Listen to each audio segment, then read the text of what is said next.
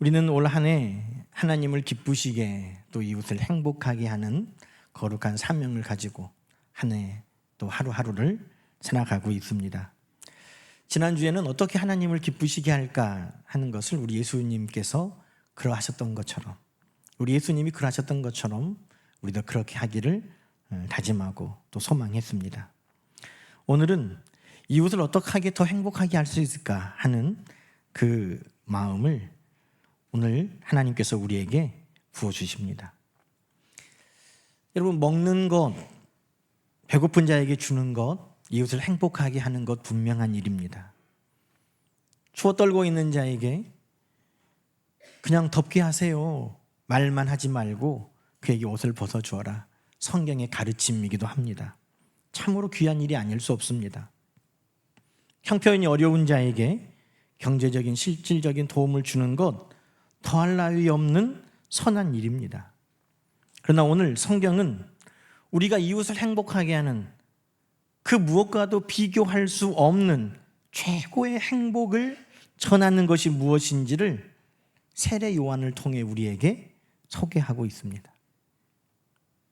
여러분, 세례 요한은 누굽니까? 오늘 성경에 그는 광야에 외치는 자의 소리라고 했습니다.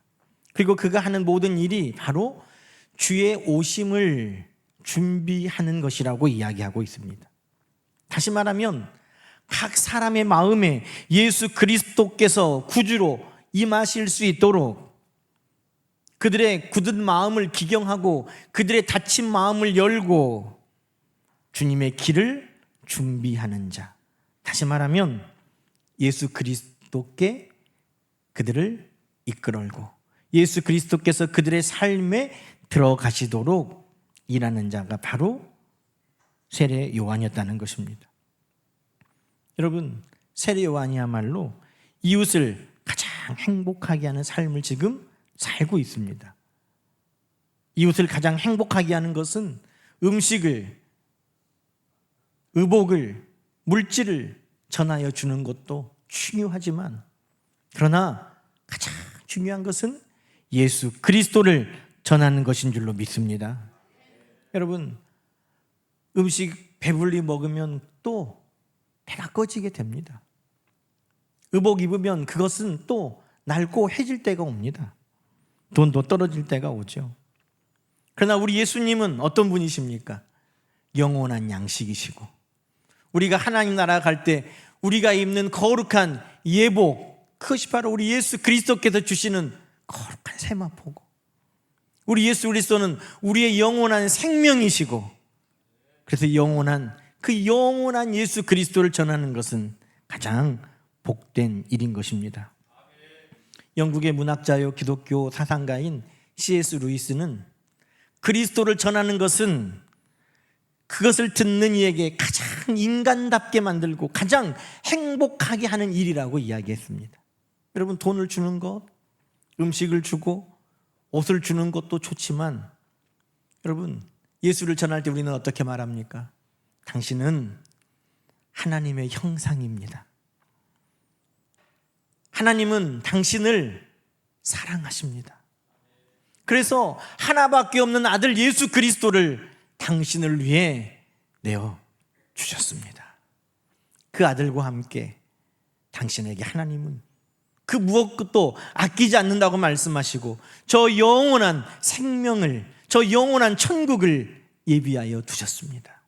여러분, 음식을 먹고 옷을 입고 돈을 얻는 것보다 하나님의 형상으로 지음받아 하나님의 사랑으로 지금도 살아가는 하나님의 자녀라는 것을 이야기해 주는 것, 그것보다 그를 더 존귀한 인간으로 세워주고 더 행복하게 해주는 선물이 무엇이겠습니까?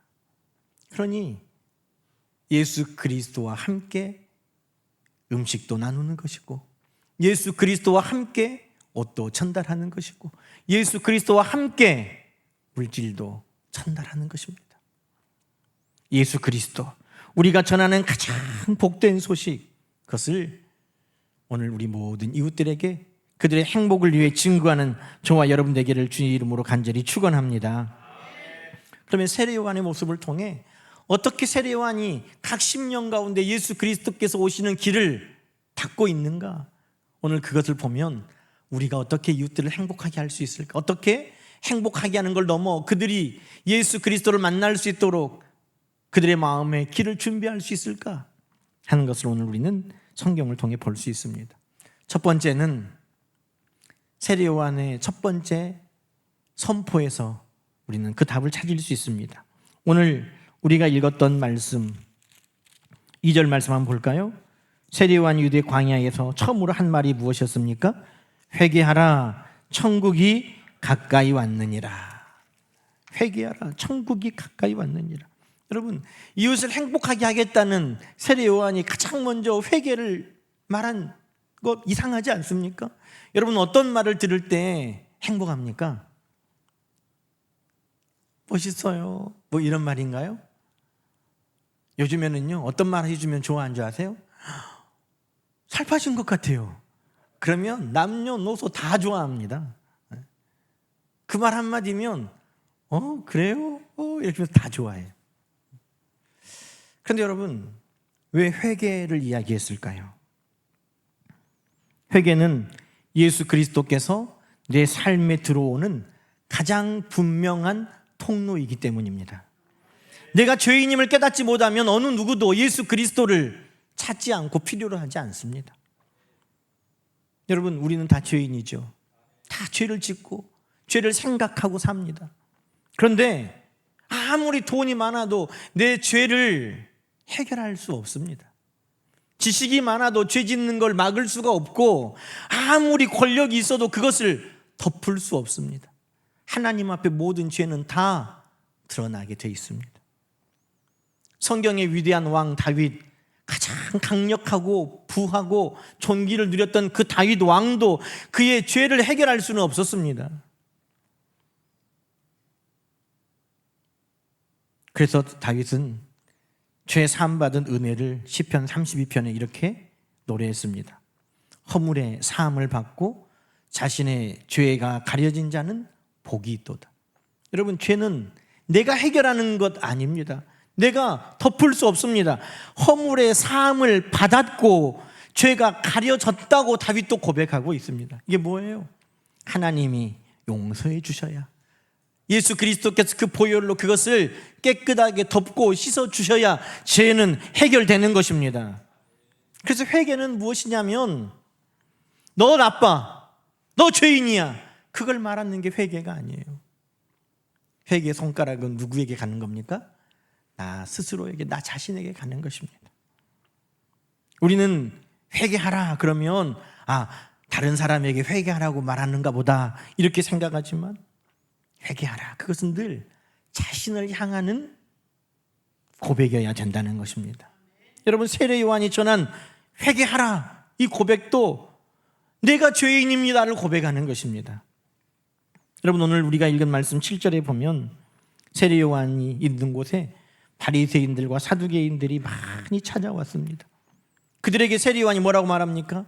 바리새인과 사두개인들에게 독사의 자식들아 그러면서 회개하고 회개에 합당한 열매를 맺어라, 그렇게 이야기합니다. 여러분, 사두개인이 누굽니까? 사두개인은 사독이라는 대제사장의 후손들, 그래서 사두개인입니다. 사독의 사람들. 그런데 이 대제사장, 사독의 후손들이 대를 이어서 대제사장을 하고 또 제사장을 하고, 이 제사장들이 행정, 사법, 모든 것을 다 장악하고 있었습니다. 왜? 이스라엘은 신정국가이기 때문에. 그래서 제사장은 곧 권력의 핵심인 것입니다. 그래서 세례 요한은 이 사두개인들아 라고 회개를 선포하면서 자기 자신에게 그 손가락을 가리키고 있는 것입니다. 왜? 우리가 성경을 읽어보면 세례 요한의 아버지는 제사장이었습니다. 그러면 제사장은 대를 이어서 하는 거거든요. 그러면 아버지가 제사장이면 세례 요한은 뭐예요? 제사장이에요. 그런데 세례 요한이 제사장을 지금 책망하고 있는 겁니다. 다시 말하면 내가 바로 독사의 자식이었다는 것을 이야기하는 것입니다. 내가 바로 하나님 앞에 죄인이었고 내가 이제 하나님의 은혜로 돌아간다, 하나님의 은혜를 구하고 있다라는 것을 스스로를 드러내고 있는 것입니다. 여러분, 이웃을 행복하게 하지 못하는 방법 우린 너무나 잘 압니다. 어떻게 하면 됩니까? 너 때문이야, 네가 잘못했어. 그렇게 하면 이웃도 행복할 수 없습니다. 갈등이 시작됩니다. 관계가 깨어집니다. 네 탓이야, 너 때문이야. 여러분, 그렇게 해서는 이웃을 행복하게 할 수 없는 것이죠. 세례 요한도 내 탓이구나, 내가 죄인이구나, 지금 그것을 고백하고 있는 것입니다. 내가 죄인임을 고백하고 기억하지 못하면 이웃을 행복하게 할 수 없고 더더욱 예수 그리스도 앞에 은혜를 구하며 나갈 수 없는 것입니다. 여러분, 기독교 역사상 가장 위대한 복음 전도자가 누굽니까? 사도 바울입니다.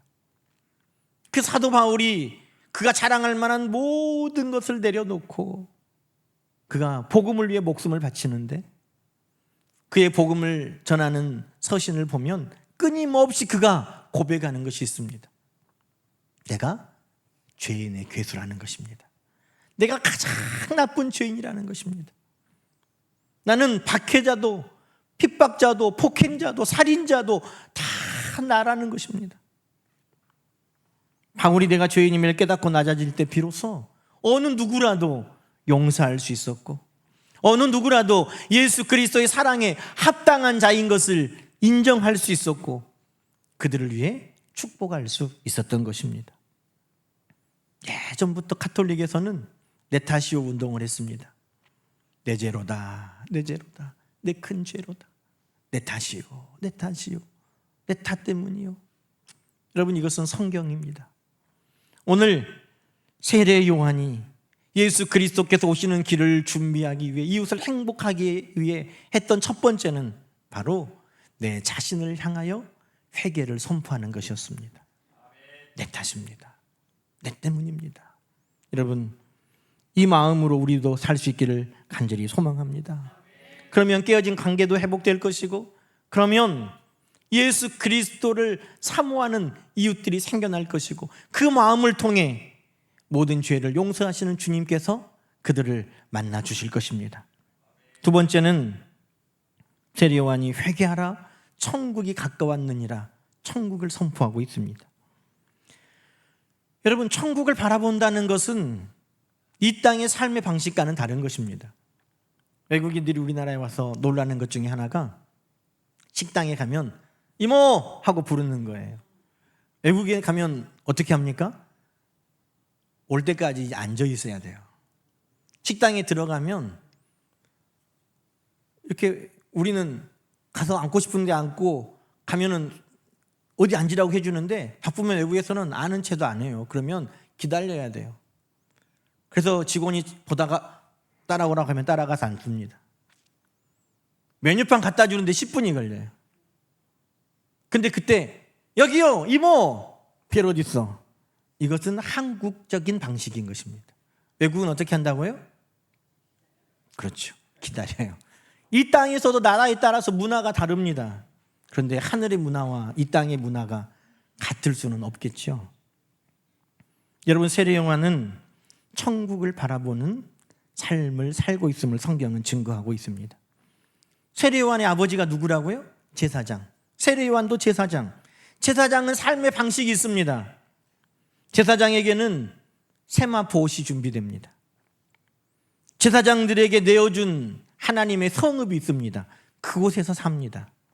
하나님은 그들의 양식으로 하나님께 드리는 화목제물과 제물의 고기를 구별하셨고, 하나님께 드리는 소재의 전병을 구별하셔서 제사장의 양식으로 따로 내주셨습니다.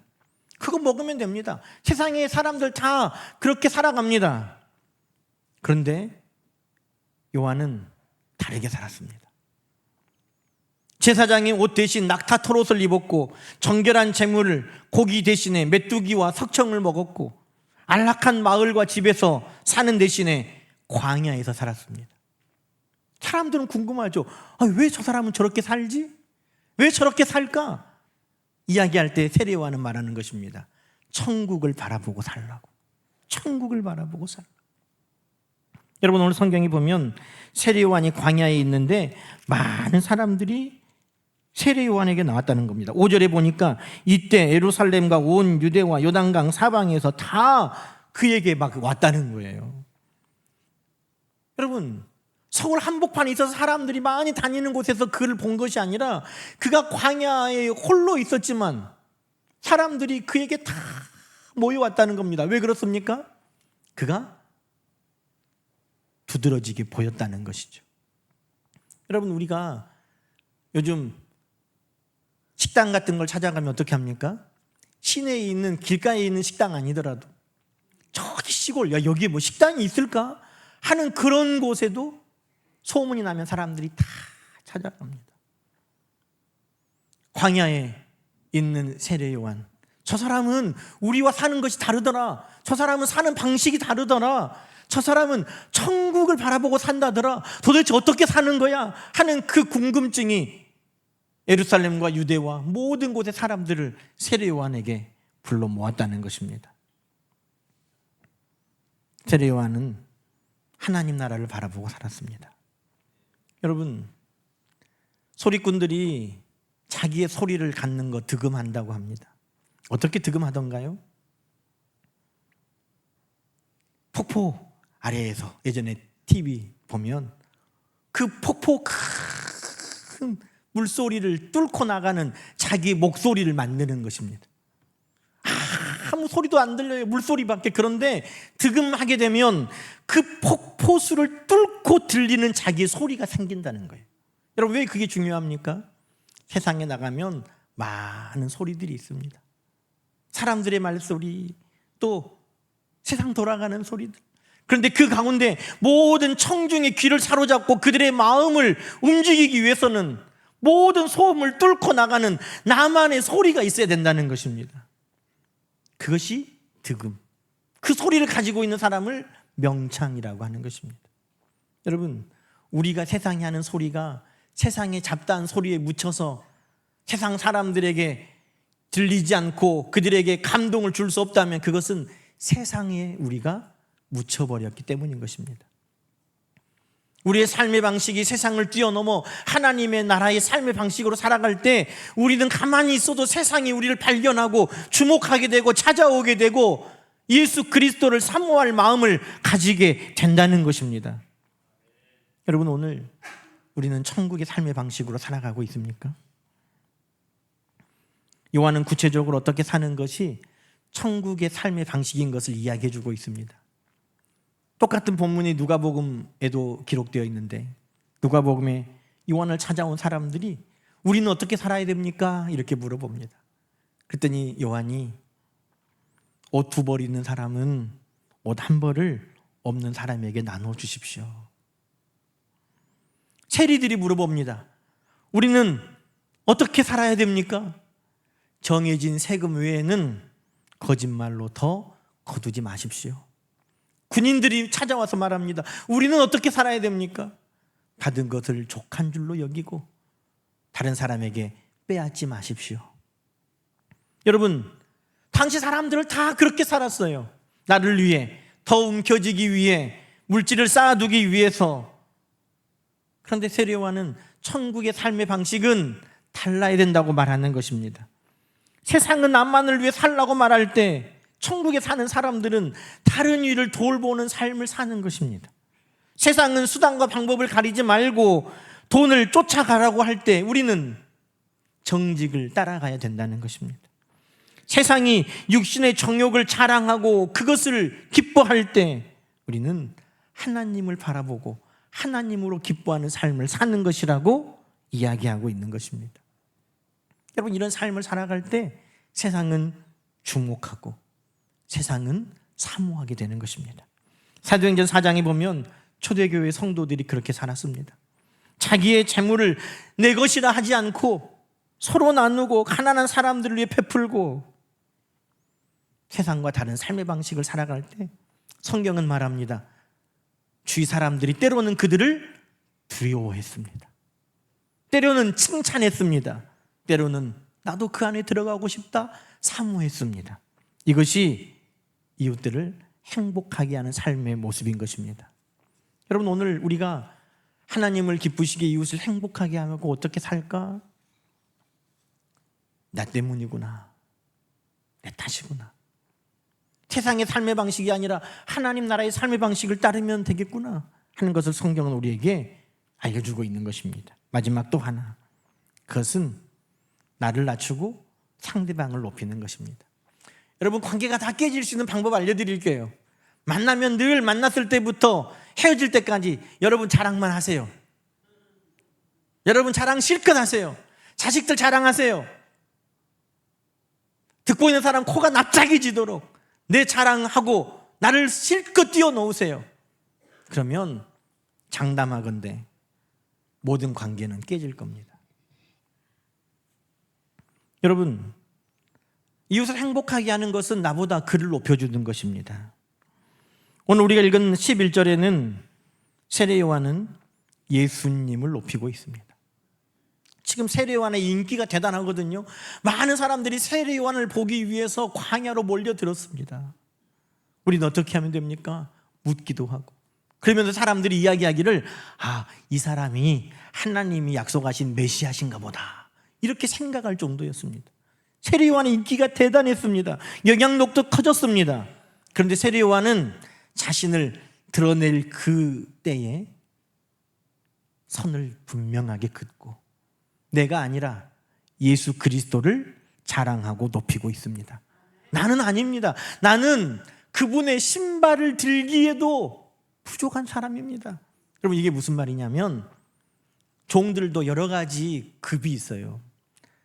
각 집에 가면 종들이 있는데, 여러분, 우리가 주방에 가면 셰프가 있는데 음식을 지휘하고 맛을 보고 플레이팅을 하고 내보내는 아주 뛰어난 주방장이 있는가 하면 그 밑에서 어떤 사람은 스프를 끓이고 어떤 사람은 고기 요리를 하고 야채를 볶는 사람이 있는가 하면 그 밑에는 그것을 다듬는 사람이 있고 그 밑에는 그릇을 닦는 사람이 있고 그 밑에는 청소하는 사람이 있고. 셰프 옷을 입었다고 다 똑같지 않아요. 그런데 종들도 그 집에 가장 낮은 종은 손님이 그 집에 오면 발을 씻겨주고 신발을 벗기고 발을 씻기고 그 신발을 들고 있는 거예요. 그 종이 가장 낮은 종이에요. 그런데 지금 요한은 뭐라고 말합니까? 당신이 그리스도 아닙니까? 당신이 오실 메시아 아닙니까? 우리가 어떻게 살아야 됩니까? 당신이 알려주십시오 하는 그때에 예수 그리스도를 자랑하면서 나는 그분 팔 닦는 것도 부족한 사람입니다. 누구를 높입니까? 예수 그리스도를 높이고 있는 것입니다.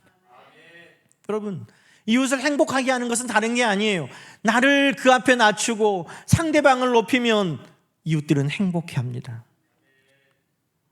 오케이 구제 운동할 때에도 여러분 어떻게 그분들에게 도시락 나눠주는가 보셨어요?